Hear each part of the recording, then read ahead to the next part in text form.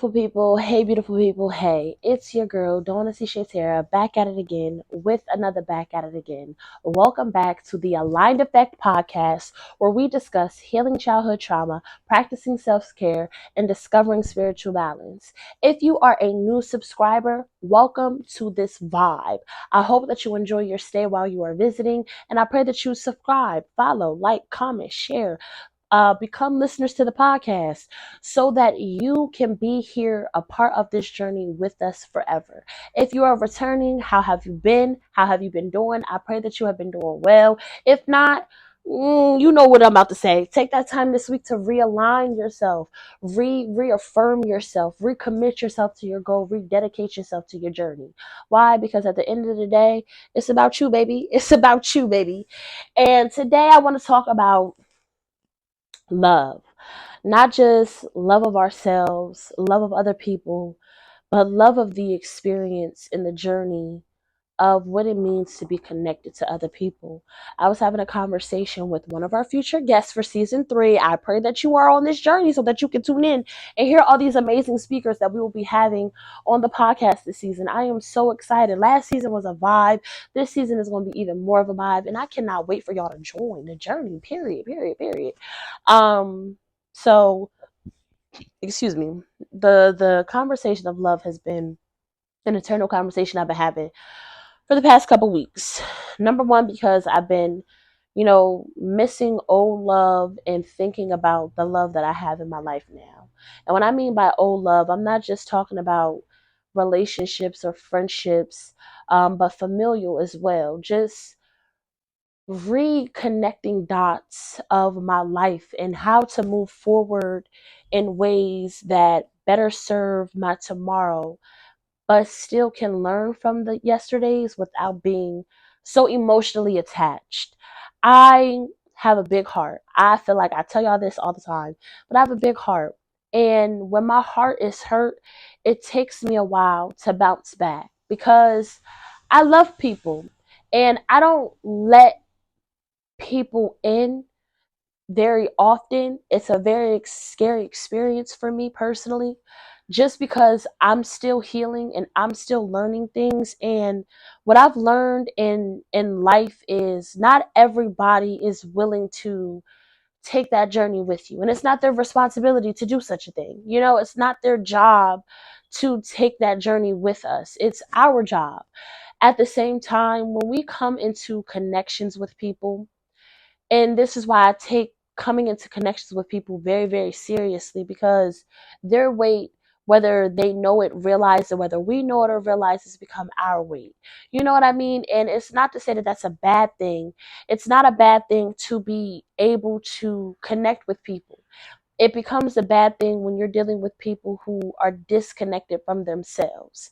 And it becomes harder to build compassion for one another when everybody is so worried about or caught on the empathy part of it. And this brings me back to what I was saying about the conversation that I had earlier with one of our future guests, and the way that she broke down the difference between being empathetic versus being compassionate, how she's in a season of learning how to be compassionate versus empathetic. And I thought that the way that she explained the dynamics was so powerful that I really was like, girl, like, this is a mind fuck for me. You know what I mean? Because empathy is taking on somebody's emotions. Compassion is empathizing, but with boundaries. You know what I mean? Like, I can have compassion for you, meaning I feel your pain. At the same time, we don't have to journey to being hurt by somebody else's weight. You know what I mean? And I think that when we say the words "I love you" to one another, it's sealing a bond. And we have to understand what that bond means and what that bond entails and what that bond brings about. I've had some beautiful experiences with love. And like I said, not just in one area, but in many areas. And I still have mad love for everybody. And that's where my struggle has always been, is the fact that I can never hate them. I could never be mad at them. Even when I'm mad at them, I could never You know what I mean? There's just certain things that I just could never do, or a certain energy that I could never give, even if I was met with it, even if I entertained with the matching of the energies for a moment. I love them. And it's been hard for me to separate love from the experiences of the people. And I think a lot of us struggle with that, being able to not punish love itself, and not even want to punish people, but learning that when we have an understanding with ourselves, it can be translated better in our connections. So I'm learning how to have a better understanding of myself and how that translates into the way that we operate in the world. And today I wanted to talk from 1 Corinthians 13, where we talk about how love is patient and love is kind and love is not envious. But as I was flipping through the Bible, right, I was looking for that specific verse, right? I'm in the back of the Bible where 1 Corinthians is, right? Minding my business. Minding my business. And for whatever reason, I got stuck in Romans. I didn't look up to see that I was in Romans because the last thing that I looked at was the Corinthians. You know what I mean? So I have flipped far in the back, and I flipped all the way to 2 Corinthians, and then I was flipping to get back to 1 Corinthians, which was the book right before it, and I got there and somehow I ended up in Romans. I don't know how it happened. I was very confused in the process, like, God, am I going crazy? So I'm in Romans, and I'm on Romans 13, and I'm looking for the verse, like, okay, verse 4 through 7, okay, but it's not hitting. It's not giving what it's supposed to give. It's not here, y'all. What's going on? I'm in Romans. This is why I'm in Romans, and I kept looking at the word love in this verse, in the verses that I'm about to read to you guys, and I was like, okay, I feel like I'm around the correct vicinitums, but it's not it's not giving. And I kept looking at my phone to see where I had looked it up. Like, I'm looking like, okay, this says this is the verse, this is where it's okay, this is where it's supposed to go, but it's not here. Then I look up and we're in Romans. So I kept rereading what was in Romans. So I feel like that's where we're supposed to be tonight, is Romans. If you are new here, this is our Healing After Dark, which is our version of Bible study. It's just a little raw, a little ratchet, a little real. And I don't care if you pour up, roll up, charge your vape up. It don't matter what you got going on, as long as you catch this vibe with us. This is not a religious place. This is very much a spiritual place. I use the Bible as life lessons. This is just a book that got hella game in it. If I understood the Quran, I would read the Quran. If I understood other things, I would read other things. And I do tap into all of those different elements because they have very much played a role in my journey. So please don't get stuck in a box. We're not in boxes here. We likes to break box. Actually, we likes to flow off into space. We likes to flow off into space here. So get comfortable. Catch a vibe with us. So, long story short, we're no longer coming from 1 Corinthians. We're coming from Romans chapter 12, starting with verse 9. Now, if you don't got a Bible, that's cool. Google it. Google it. Pull your phone out, Google it. Vibe along with us. What I'm reading out is the King James Version, the African American Jubilee King James Edition. You're probably thinking, does that make a difference? Yes, it does. Every Bible is different. Know that. Every word that you will ever read, no matter what your religious belief is going to be different from a different perspective, depending on who's writing it and who the audience is for. Just like any book. Okay? All right. So, Romans chapter 12, starting at verse 9, and we're going down to verse 21. Big word, big bite. Amen. Okay. Let love be without dissimulation. Abhor that which is evil, cleave to that which is good. Be kindly affectionate one to another with brotherly love, and honor, preferring one another. Not slothful in business, fervent in spirit, serving the Lord, rejoicing in hope, patient in tribulation, continuing instant in prayer, distributing to the necessity of saints, given to hospitality. Bless them which persecute you and curse not. Rejoice with them that do rejoice, and weep with them that weep. Be of the same mind one toward one another. Not high things, but condescend to men of low estate. Be not wise in your own conceits. Recompense Be not wise in your own conceits. Recompense to no man evil for evil. Provide things honest in the sight of all men. If it be possible, as much as lieth in you, live peaceably with all men. Dearly beloved, avenge not yourself, but rather give place unto wrath. For it is written, vengeance is mine, I will repay, saith the Lord.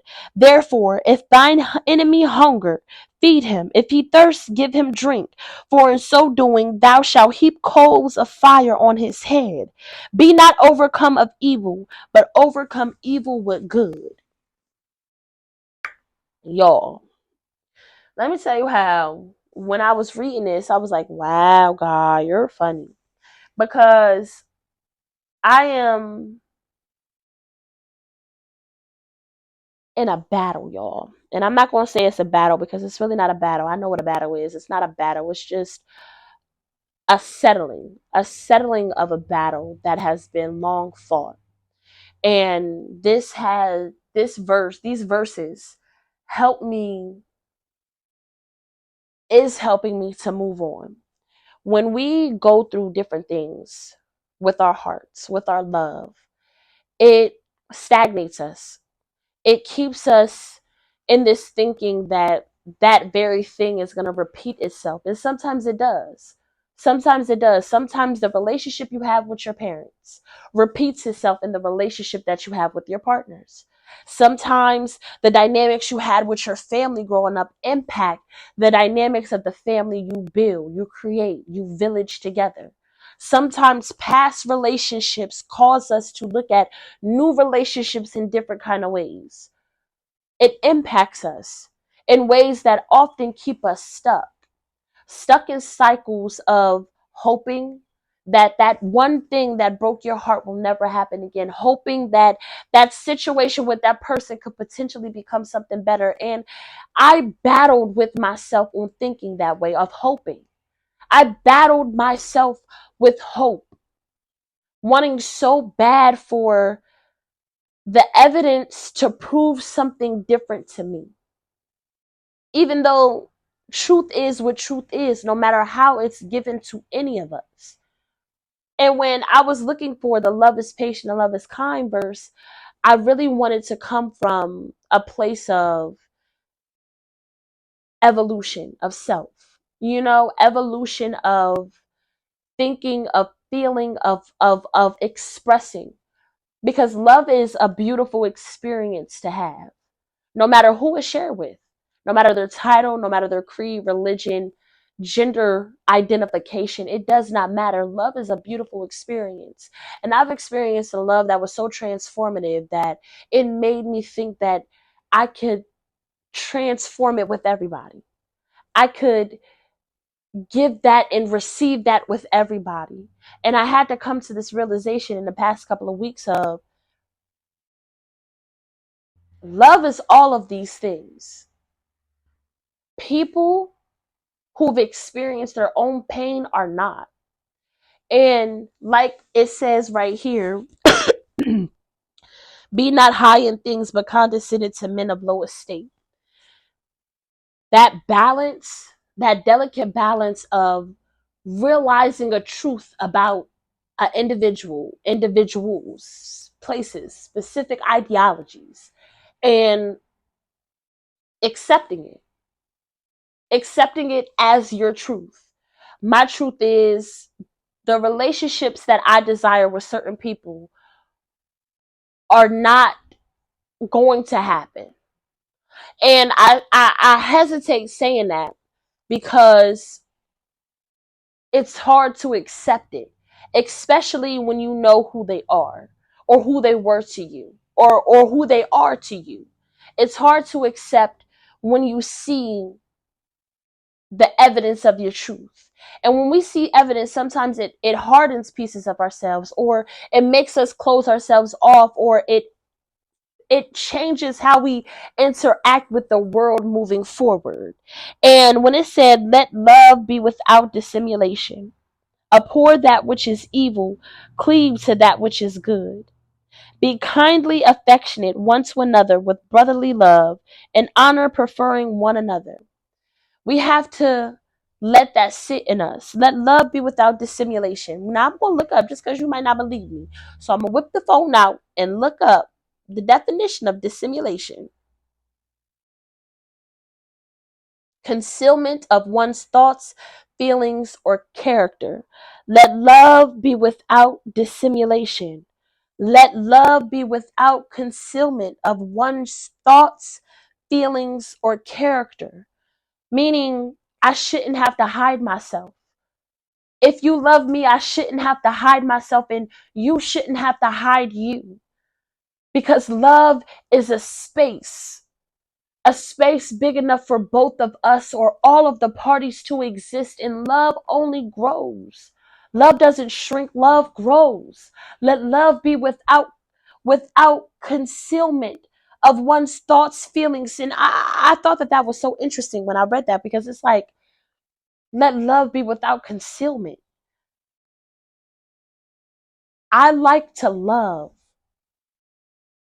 And for a long time, I hated that about me. I hated that my heart could be forgiving.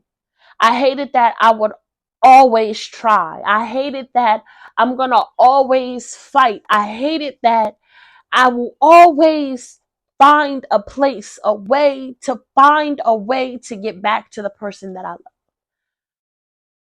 I hate that I was born of somebody who couldn't love me the way that a mother loves a child. I hated it. And although it's still hard to accept, I can no longer hate my love for it. I hated that the bruised love of my parent caused a separation between me and my family. I hate that I don't have a relationship. I hated that. But I can no longer allow it to cloud my love. I can no longer allow it to conceal my thoughts and my feelings and my character, because I desire for a better outcome. Because and then if I do that, I'm aligning with what the next verse says not to. Abhor that which is evil, cleave to that which is good. Love is good. Love is good. Love is forgiving. Love is communicative. Love is promising. Love is patient. Love is kind. Love is pure. Love is without envy. Love is without hatred. Love is without scorned feelings. Without love is healing.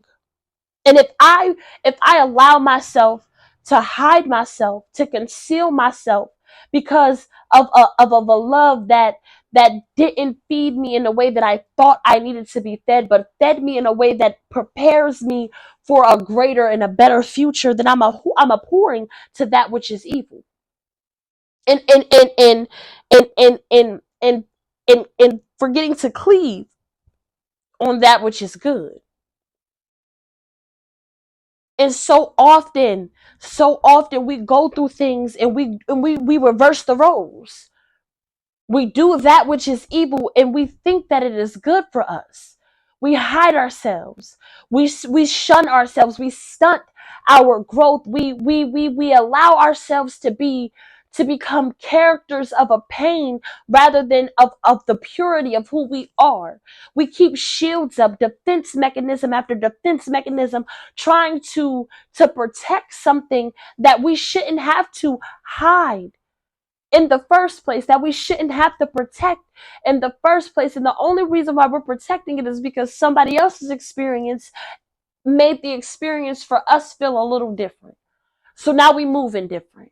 Now we talking different. Now we acting different. Now we thinking different. Now we speaking different. Abhorring to that which is evil. Abhorring to that which is evil, forgetting all of the good because it's easier, it's comfortable, it's safe. It's safe. At least we think so. We think so. We think it's safe, but it's not. It's not. Be kindly affectionate one to another with brotherly love, and honor preferring one another.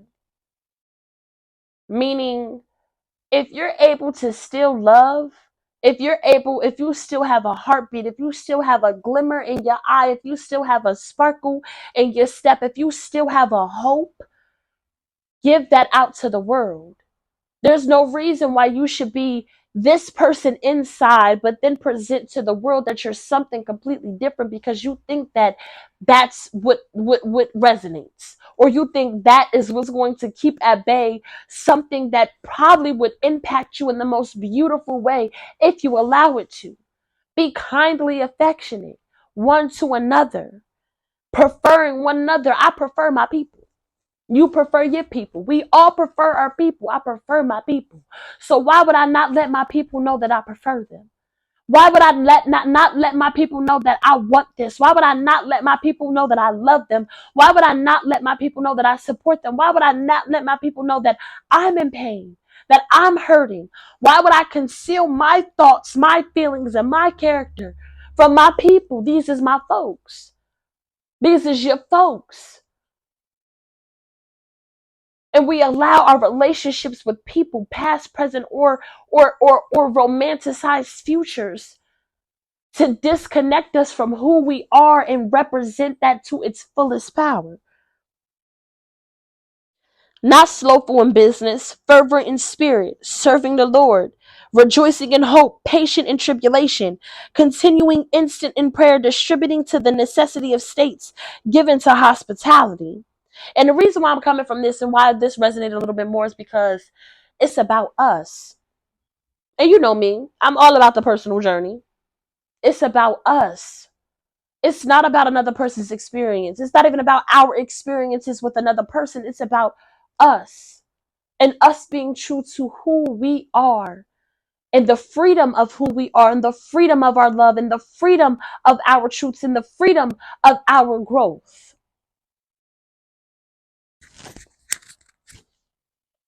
It's about us and how we show up in this world and how we should not slothful in business. Handle your shit always. Handle your stuff. Do all that you're supposed to do for you. For you.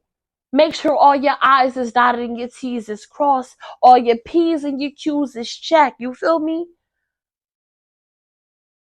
Stay on your business, not slowful. Don't be slow. Don't be slow because something happened. Something broke your heart. Something stopped you. Why are you allowing these things to harbor you? Why are you allowing these things to stagnate you? Why are you allowing these things? No. Not slowful in business. Keep it pushing. And not in a way where you don't honor how you feel. Not in a way where you don't acknowledge and process and build a better relationship with how you feel, but in a way that you don't allow what happened, who did it, where did it, when it did it, whatever the case may be, to make you forget that you have a reason to keep going. Be not slowful in business. Handle your business. Handle your business for you. Not to punish, not to stunt, not to do, not to make them feel, no, for you. So you can have that pride in you. So you can have that for you. You know what I mean? Fervent in spirit, serving the Lord. Keep your fire flamed. Keep your fire flamed. Fervent in your be fervent in your because you're not gonna believe me again. We're gonna look it up. We're gonna look it up.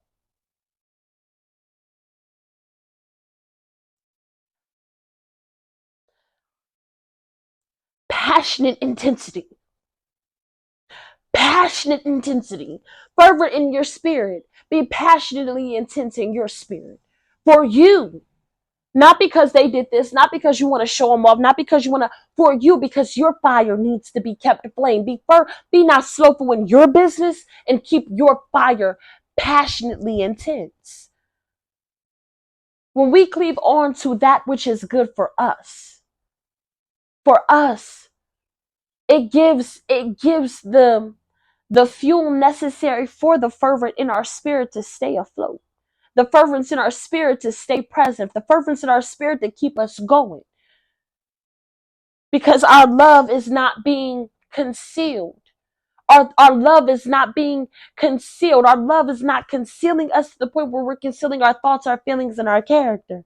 So we're fervent in our spirit because we're free in our love, no matter the experience. We're willing to heal, to grow, to learn from even when and especially in the hurt times. Patient, rejoicing in hope, patient in tribulation, rejoicing in hope. Like I said, I used to be mad at myself.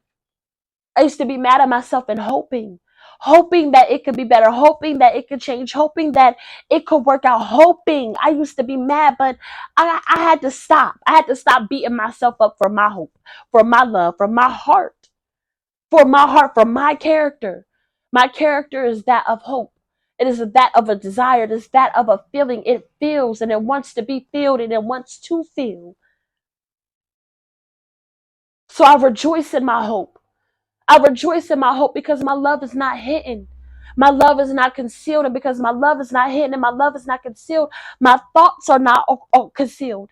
My feelings, my character is exposed in how I show up and how I show up before, how I show up during, and how I move afterward. My love is free.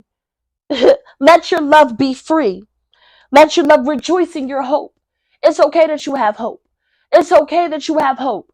It's okay that you have hope. If the evidence outweighs your hope, it's okay to still have hope because it may not work out then, but it may not work out with somewhere else. It may not work out with them, but it may work out with somebody else. And that's not to say that they were wrong or they were bad or it was wrong or it was bad or whatever the case may be. That's to say, rejoice in your hope. The fact that you have it shows that your love wants to break free. And when your love breaks free, your thoughts are free. Your voice is free. Your body is free. Your mind, your spirit is free. Free to express, free to live, free to heal, free to journey on, free to become better, free to evolve. Amen. Amen. Patient in tribulation. Now this one, baby, whoo, this one right here make you want to smack your mama. Like, what you mean? What you mean? What you mean? Like, what you mean? Patient in tribulation. Meaning, dark times don't last forever. Joy cometh in the morning. And I know that we hear that all the time, and I know that we have gone to sleep crying and woke up and we still feel the heartache, but it's not about necessarily just going to sleep and waking up. It's about laying it down, patient in tribulation. I think so many of us have control issues. And if you felt like that was a shot, slip that shoe on. So many of us have control issues, and we may not even.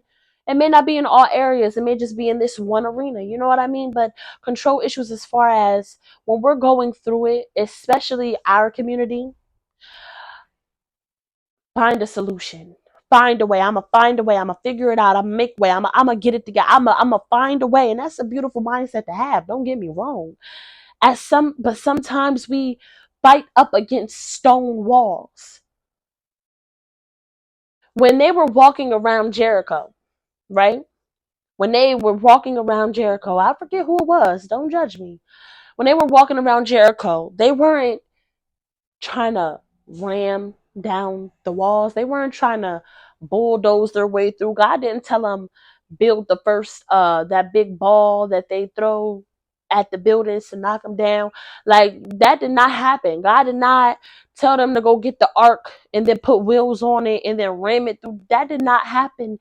He told them to walk, because sometimes the patience and the problems is the solution. Sometimes just walking around that thing is the solution. Sometimes allowing it to be and allowing the solution to present itself, or the flames to die down before you go searching through the debris, is the solution. We don't always have to set ourselves on fire in order to stay warm. And I know that many of us struggle with that. I know I do. I know I do. When something's going awry, I want to solve it now. Somebody give me clarity now. Let's figure this out now. And what I've learned is now is not always the right time. Now is not always the moment to shoot forth. Now is not always T. You feel me? Sometimes later. Sometimes never. Sometimes don't even know what that is. You know what I mean? Like, read the room. Read the room. But always be patient. There's going to be problems. We don't always have to dive head first into the deep ocean, okay? We don't. Give ourselves, start learning how to give yourself some grace. Some grace when things are awry. And I know, especially if you're a parent, you want to solve it now. You want to figure it out now. It needs to be together now. Sometimes now is not the time. And that's okay. We don't always, and we're not always going to have the answers, but we can learn by starting with chilling the fuck out. Chill out. Calm down. Everything's okay. Even if it's not okay, what are you going to do? We don't always have the access to resources, the understanding. And when we are up against these problems, when we don't have the access to resources or the understanding on how to make it better, calm down. Because all our mind is doing is looking for more problems in way of finding the solutions. Because it doesn't know what it's looking for because it doesn't have anywhere to go. So now it's just feeding your mind with potential outcomes, potential wrongs, potential. Chill out. Patient in tribulation. Patient in tribulation, continuing instant in prayer. I feel like that one kind of speaks for itself, especially after everything that I just said. Always pray. Always keep a word of life on your tongue. The power of life is in the tongue. The power of life is in the tongue. I'm not even going to say the other part, but you should know the other part by now. The power of life is in your tongue. So always keep a word of life on your tongue, even if your body's not feeling it, even if your mind's not feeling it, even if your heart's not feeling it. Let your tongue always have a word in your mouth. And I'm like, you're probably thinking, girl, if none of these things are feeling it, how my tongue gonna feel it, baby? You're gonna have to start separating, compartmentalizing, compartmentalizing your shit, compartmentalizing every section of your body that you know has power. If you know that your heart goes through things, it has its own journey, it's had its own pain, it's had its own. Your mind went through the same thing that your heart went through, but your mind translated it a little bit differently than your heart did. So your mind is saying one thing, your heart is saying something else. What that means, they're two different members, meaning one community, different members. Start separating your members. This is Tina the Tongue. I named after Tina Belcher from Bob's Burgers because she's sassy. I love her. So start separating your members. This is Marty the Mental, Harriet the Heart. They're all different parts of you. They all work, operate, and process differently, physically and metaphysically. So start separating them. So when your mind is going awry, let your tongue do the talking. When your heart is going awry, let your tongue do the talking. When your tongue wants to say something crazy, check in with your heart. When your heart is agreeing with the tongue, check in with your spirit. You know what I'm saying? That's Sissy. Sissy the spirit. You're like, why would your name get Spirit Sissy? That's just a name I thought of just right now because I didn't really have a name for them, but they really separated. So I just kind of went along with what was going on. And I kind of like the name Sissy. Kind of came out real good. Sissy. Hey, sis. Say Sissy. Like Sissy. Like that. You know what I'm saying? So, you know what I mean? But still the same message. Separate your members. Separate your members and check in with each one of them before you make final decisions. Before you make the final decisions. But always keep a word of life on your tongue. Always distributing to the necessity of states. Given to hospitality. Be nice. Be kind when you can. Give when you can. Show up when you can. Be present when you can. When and where you can. When and where you can. When and where you can. Emphasis on can. Because sometimes I think we want so bad for the outcomes to be different, for us to feel better, for us to be seen different, that we overextend ourselves in situations that we cannot afford to show up in. So please don't connect yourself to something just because it sounds good or it look good or it may feel good. All of those things don't always end up in a great outcome for you. So be mindful in all that you do, but give where you can. Give where you can. Bless them which persecute you.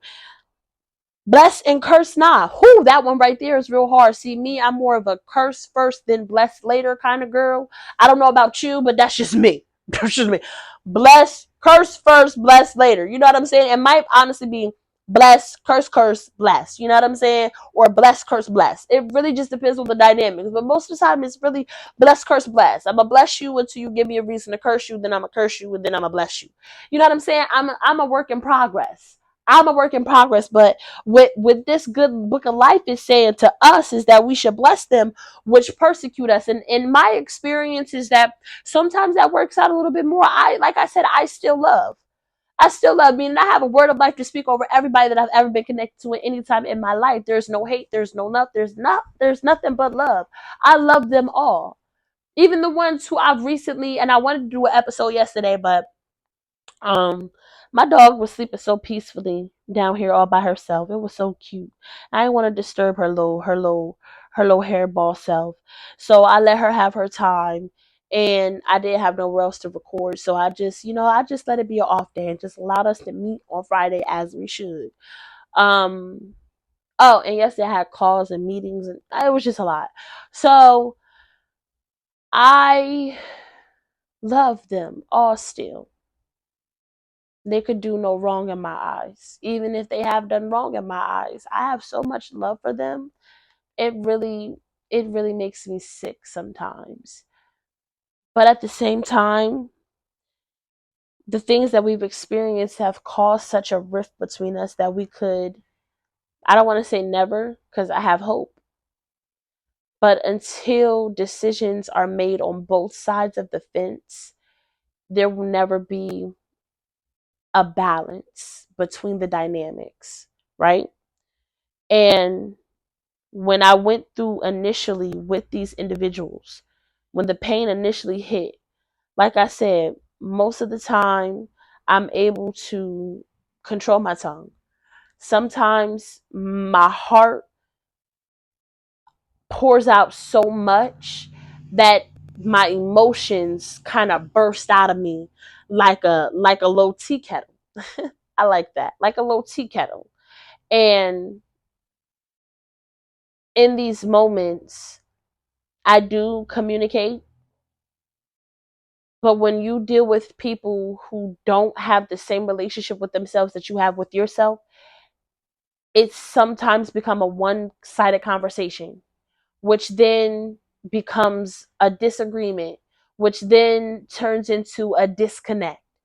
And it's easy to just curse the whole situation. Fuck it, fuck them, fuck their lives, fuck their daddy's nuts, fuck all that shit. You know what I'm saying? It's easy to do all of that. What's hard, but what's more rewarding is to cleave to the good. And for me, once the emotions kind of pass, because they pass, that hurt passes, that pain passes, the memories live, but the feelings are not always there for me. And that's always been a problem because I'm somebody who processes her emotions a little bit different. So it's okay, we got into an argument. What's our solution now? And it's not always immediate. I give me 50 feet. You know what I mean? But at the same time, I always want to come back and work it out and figure it out and heal and understand and grow and learn from it. And that has not always been my experience with other people. And in the experiences that it has been, locked in for life. But it's harder to do that because it takes more vulnerability. It takes a freedom in your love. It takes you not concealing your thought, your feelings, or your character. It takes you cleaving onto that which is good and abhorring which is evil. It takes you doing all of that.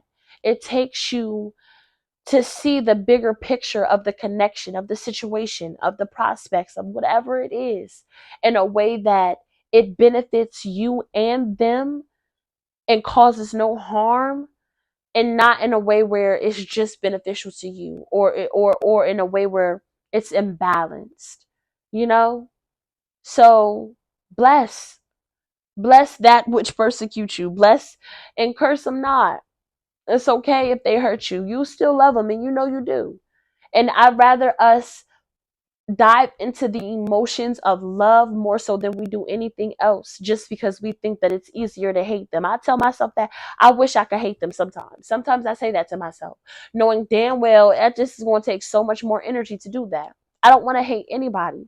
I really don't. I really don't want to hate anybody. Do I wish I could forget some people? Absolutely. Like memory, brainwash, amnesia, didn't happen, erase, delete, Photoshop, all the way out. You know what I mean? There are some moments that I could live without. I could definitely live without, but at the same time, I can't deny how I felt in those moments, and I can't deny how I feel now. And the reality is, where I am now, I love them all. I love them all. I love them all. Rejoice with them that do rejoice, and weep with them that weep. Clap for those. Don't be a hater. Don't be weird. Don't be weird. It's okay to clap. It's okay to be excited about. It's okay to celebrate somebody else. It's okay to be there for somebody else. It's okay to be like, oh my God, yeah, congratulations, champagne bottle, pop, pop, balloon, balloon. It's okay, fireworks, fireworks. It's okay. It's okay to do all that. It's okay, and it's okay to cry with people when they're hurting. This whole argument that happens, like, oh, we can't clap for people, we can't clap for celebrities, we can't clap for our friends, or oh, we can't cry because we love our favorite celebrity, or oh, we can only cry because we know these people because they local. That's just so stupid. That's just so stupid. If it hurts you, it hurts you. Why are you sitting here judging somebody because of their pain? Or what level of pain? Or what their pain is connected to? That's weird. That's weird behavior. That's weird behavior. Why are you hating on somebody because they're successful, or they're succeeding, or they're doing better, or they're doing... I don't give a fuck if you think that it's small. Clap. Clap. It don't mean that you gotta share, like, comment, subscribe to everything that everybody's doing all the time. But if you see somebody having a little emotion, baby, it's okay to clap. It's okay to be like, get into it. It's okay. Period. It's okay. You don't have to be weird. You don't have to be weird about it. You don't have to be weird about it. You know what I'm saying? Be of the same mind one toward another. Now this one, I need a little help understanding. Be of the same mind one toward another. What does that mean? What does that mean? Be of the same mind one toward another. And I asked God in my mind. I was like, okay, what that mean? Be of the same mind one toward another. Meaning, if I say I love you, I love you. If I say I fuck with you, I fuck with you. If I say I'll be there with you, I'll be there for you. And if you tell me the same thing, there should be no double thinking. There should be no backstabbing. There should be no weirdness. There should be no disconnect. There should be no you saying one thing to me but doing something different. There should be none of that. Be of the same mind one to another. If you know you don't fuck with them people, why are you surrounding yourself with them? If you know they don't fuck with you, why are you surrounding yourself with them? If you know that you have ill intentions, why would you go there? If you know that you're not going to do right, why would you stay? If you know these things about yourself based upon your own evidence, not the evidence of other people, based upon your own evidence, be a realist in these moments. If you know that this is this, don't connect yourself with somebody. And if you know that this is how they feel, don't connect back with them. You see what I'm saying? Be of the same mind one toward another. If you know that this is the path that you want to travel, why would you surround yourself with people who are going the opposite direction? That makes no sense. No, that makes no sense. Be of one mind, one to another. Meaning I should not be connected to you and feel like I need to have trust issues already. You see what I'm saying? I should not feel like I need to watch stuff or watch my back or any of that. Be of the same mind one toward another, meaning your intentions need to be very much clear. If you want to kill me, let me know that you want to kill me. You see what I'm saying? If you want to rob me, let me know that you want to rob me. If you want to break my heart, let me know that you want to break my heart. Don't sell a story. Don't sell a story and then do something else. Don't tell a story and then do something else. And a lot of people do that. A lot of people be out here selling stories to do something else. Baby, that's wrong. That's wrong. And when people call you out on your shit, don't be mad. Don't be mad. Don't be mad because I bought tickets to the Titanic. Why the fuck am I sitting here watching Hamlet? This is not the same stories. These is not the same stories. I don't want that. I don't want that. So be of the same mind one toward another. Be of the same mind one toward another. Be of the same mind one towards another. That's all I'm saying. That's all I'm saying. That's what I'm saying. Mind not high things, but condescending of men of lower estate. Meaning, don't sit on your high horse, babe. Don't do that. Don't do that because I will kick your horse in the shin just to knock you off. You feel what I'm saying? And I'm sorry, horsey, but for real, don't do that. Don't do that. Nobody is above anybody. Nobody is above anybody. I don't care where you think you are mentally, emotionally, spiritually, financially. I don't care. I don't care. You're not above anybody. Nobody's above anybody, and nobody is beneath you. Nobody is beneath you. So when you see them down there, I don't give a fuck where you're at in the pedestal, in the standing, in the levels. It doesn't matter. I don't care. Don't look down. Don't look down. Don't sit there and say to the person up there, oh, what you just said was real intellectual. Like, you know what I mean? Knowing that they didn't say a damn thing, and then look at somebody who you think lacks and tell them that what they're saying is idiotic because of whatever position you perceive them to be at. Everybody has something for everybody. Everybody has something to say, and everybody has something worth sharing. That doesn't mean that you have to go out there and talk to every single person or whatever level you think that is lower than you on. But that means don't look down. Don't be condescending. Don't be so puffed up in yourself or whoever, or puffing up somebody so bad to the point where you think that this is the only kind of person who can give the kind of message or can give the kind of lesson or can give the kind of. You're not that bad. You're not that bad. You're not that bad. You're not that bad. You're not that bad at all. Yeah, stank face and all, because don't be that. Don't be that. None of us should be that. I don't want to be that. I don't ever want to look at somebody and think to them and think to myself, oh, they're less than me, so they don't got nothing to say. Or hype somebody up that I think is better than or higher than or me or the situation or what the fuck ever, and think that because of their position or their title or their creed or whatever that they up there, because that's not always the case. 9 times out of 10, that's never the case in my experience. I'm just saying. I'm just saying. Be not wise in your own conceit. I don't know nothing. You don't know nothing. We don't know nothing. Even when we know, we don't know. You know how much I think I know? And then I met with something in a situation that I thought I knew, and then I don't know nothing. You don't know nothing. Be not wise in your own eyes, meaning don't walk around here thinking that you know it all. Don't walk around thinking that you got all the answers. Don't walk around thinking that you got all the parts, because you don't. You don't. You need help. You need people. You need each other. You don't like it? Oh, well. Can't help you with that. Can't do nothing about that. Can't do nothing about that. I can't do nothing about that at all whatsoever. Because you're not that wise. You're not that smart. You're not too smart that you don't need nobody. You're not too smart that you don't have to consort or consult with anybody. You're not that. You don't got that. You're not that. You're not that. You're not omnipotent. You're not all knowing. You're not none of that. None of us are. None of us are. Don't be wise. Don't be wise. I tell myself all the time, babe, if somebody else has a part, let them do the part. Now, depending on the part, I'm going to want to control the part just because the parts be real personal to me. But you know what, babe? You don't know that. So Google it. Look it up. Talk to somebody. DM somebody. It's okay. It's okay to ask. It's okay to question. It's okay to have doubts. It's okay to not understand. It's okay. All of that is okay. You don't have to have it all figured out. Nobody's thinking you to. Nobody is asking you to solve all of the world's problems. Nobody is. So go ahead and ask for help, ask for directions. Okay, you don't know it. It's okay to say that you don't know. Actually, humility in that kind of sense is kind of sexy. So depending on your dynamics, relationships, whatever the case may be, you may really turn somebody on by asking them for help. I know when I deal with women, because I know women are helpers. They always want to do for somebody all the time. And I'm attracted to a woman. That's usually how I get in my end. I may not even need help. I may be in the industry. I may know all of the ins and all of the outs, and they may not know me in that, in that respect. So I act dumb. I act dumb and I ask for directions. Yeah, and then I come back, give updates, things like that. These are just little tips that I'm just giving. Now I date older women, so that's a little thing. I don't know if these young girls really would do that for y'all, but if you like the old heads, then yeah, they like to help. So go ahead, play dumb. You don't even have to be dumb. Just play dumb and ask for help. Be not wise. Let somebody teach you. Let somebody, learn you something. It's really a journey. It's really fun. It's really learning is fun. Learning is fun. So be not wise in your own eyes. You know what I'm saying? Recompense no man evil for evil. There ain't no eye for eye. I know sometimes in my mind, and I know this just might be me. That's okay. Sometimes I think, you know what? That person disrespecting me. They just need to be shot in their pinky. Just the pinky. Just the pinky.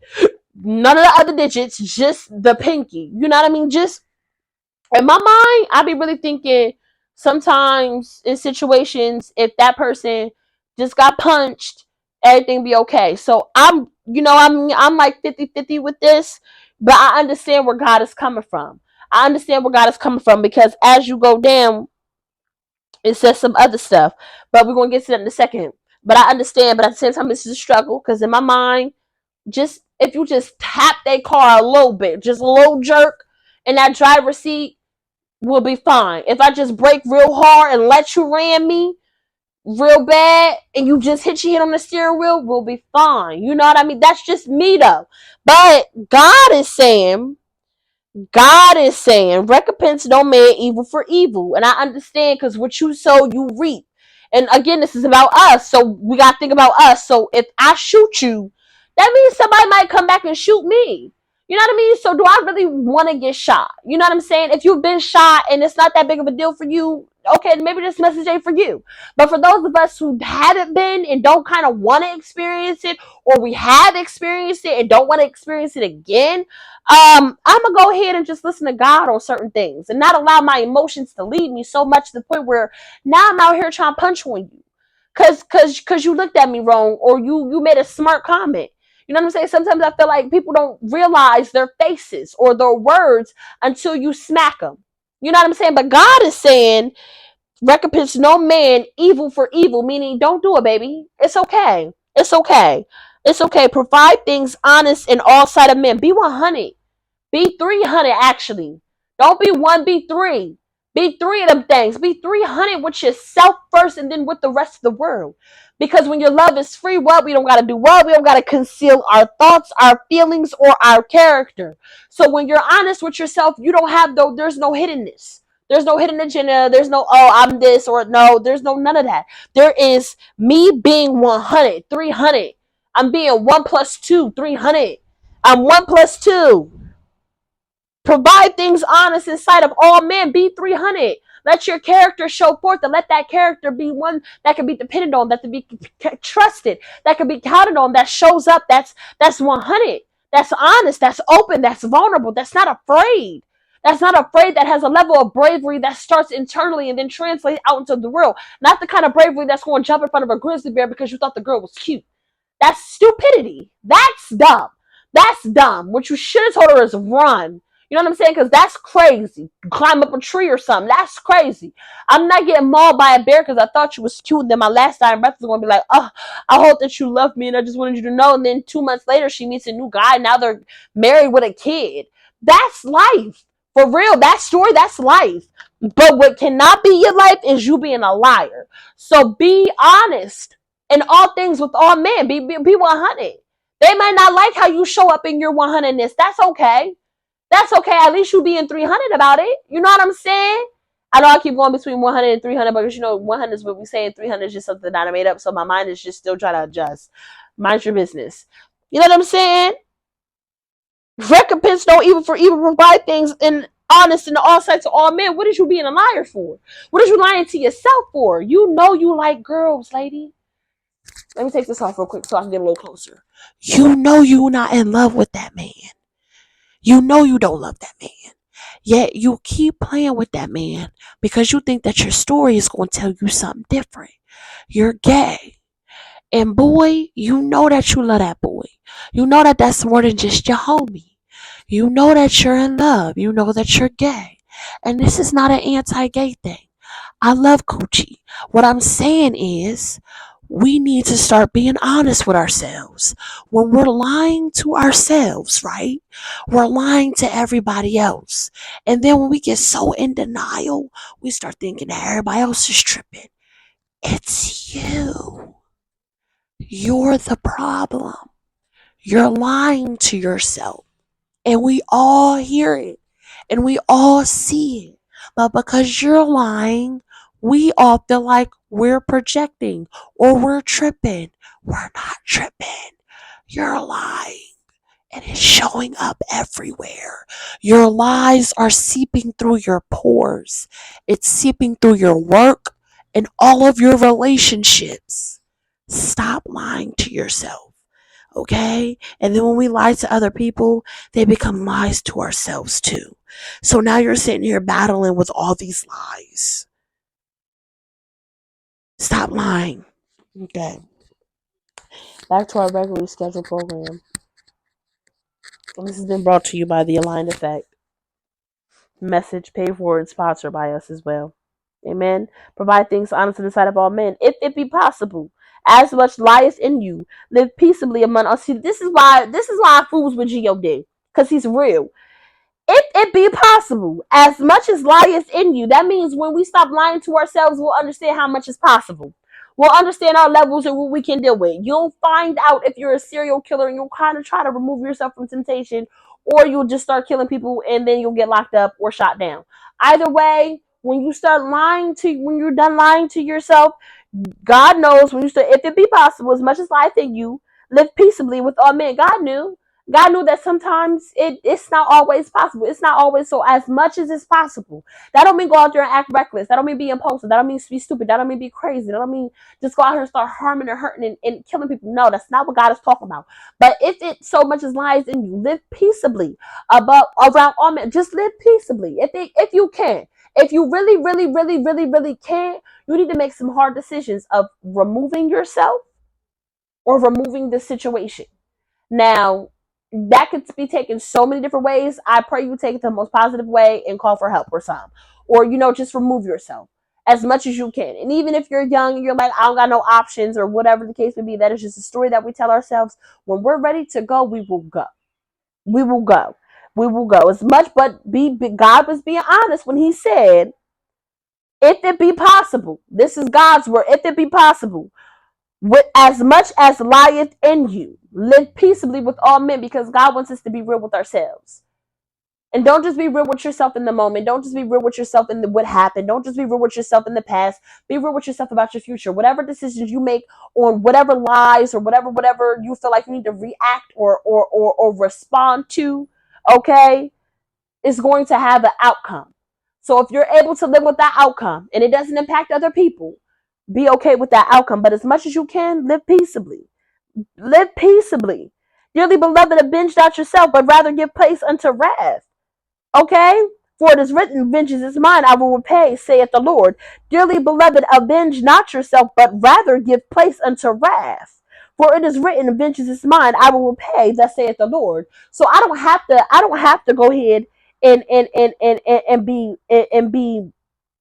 avenge myself. I don't have to. I can just be wrathful. And once I become wrathful, see, God gonna take care of it. See, I'm gonna take all my wrath and just stick you on God and just set God on you. And we don't understand is that when we're impacted to the depths of our souls, that it becomes something for the cosmos to figure out. That's when we say it's above us. Well, I really mean that's above me now. That's above me now. It's above me. Let it be above you and let it go straight to God. And you probably be thinking God don't be working fast enough. I promise you, God work real fast. You may not see it. They feeling it. Their life is feeling it. Everybody else is feeling it though. I just want you to know that. So don't be out here trying to get back. There's no reason for you to get back. Move on. Move on. Move on and take that and let it fester into wrath and then give it to God. And then give it to God. And when you release it to God, you're gonna feel this weight. You're gonna feel this weight because you're gonna know, you know what, the evidence is gonna prove itself real soon. Real soon. I love that about God. I love that I don't have to do it. Because He's gonna do it. He's gonna do it. He's gonna do a better job than me. Oh, it's so God. And I know I say he a lot. God is not a he or a she. That's just my truth. Live with it. Therefore, if thy enemy hunger, feed him. If he thirst, give him drink. For in so doing, thou shalt heap coals of fire on his head. Be not overcome of evil, but overcome evil with good. For in so doing, thou shalt heap coals of fire on his head. Meaning, every time I'm nice to you, you're dying a little bit. I feel like that's the reason in and of itself to want to follow the word. Every time you're nice to the person who does you wrong, they're dying a little bit slower. And you're probably thinking that's not how that works. You know what I've recognized is that every person who has done me wrong, that I still love, they were fucked up in some way after. I still showed up, still was there for them every single time. Every single time. And this is not to say that I'm better than, this is not that. I'm just giving you illustrations. Every time I still love. Something still happened with them. Physically, health wise, financially. Every single time. Every single time. If for no other reason for you not to avenge yourself, for you to show up with kindness, for you to let your love so shine forth, for you not to cleave to that which is evil and abhor that which is good. Do so for the fact that every time you do, they are getting closer to a slow and painful demise. And death, like I say all the time, comes in levels and layers. And it's not to say that they'll never resurrect. Everybody can come back from all of the types of deaths. Everybody can grow, heal, evolve, become better. That don't mean that they need a place in your life necessarily, but everybody can. Nobody is limited. It's just personal choices that need to be made and personal work that needs to be done. But when we understand that, when we show up in the fullness of ourselves, of our purity, of our love, of our goodness, and we cleave to that which is good and abhor that which is evil, it is lumps of coal on every head, that sowed a different seed over here, knowing that the seeds we were sowing was of the opposite effect. So sit in that. Sit in that and cleave to that which is good, not just for you today, tomorrow, yesterday, but that which is good for everything in your future, in your future. Because we're not just thinking about right now, we're thinking about tomorrow's. We're thinking of generations now. And the things that we do now can set our generations up to become the owners of the buildings where the tenants once tried to place us under their thumbs like ants. Amen. Amen. I like this word. This was cute. God reminded me of our power, of our love, of the greatness that is inside of us, and how we should cling on to that in every which way possible. Not just because when we allow ourselves to stake in our power and God does his magic, it always works in our favor, but because it's right with us. And there's no reason why we should change who we are fundamentally because we experience something different, because we experience pain, because our experience with a situation or with a person or with an energy wasn't what we thought or expected it to be. Why should I become hardened in my heart because our love didn't work out? My love is beautiful. My love is beautiful, and my love wants to grow from whatever went wrong in this situation. My love wants to make wrong right for ourselves moving forward from whatever went left over there. I want to be better. I want to be better. And every time I'm going to position myself for the being better and not allow myself to be hardened by the what was, or be confused, or be concealed, or be hidden away like something that's not worthy. I am a shiny, shiny diamond far from a cove. And I'm going to allow that truth to shine forth. And you should too. I pray that you enjoyed this word. I pray that it serves you well. I pray that you have a great rest of your day. I started this a little bit early because your girl got some recording to do later on tonight for another person. And I can't wait for y'all to see those vibes and that conversation because I'm very much looking forward to it. I love you. I like you. I like you. God loves you more importantly. Stay blessed.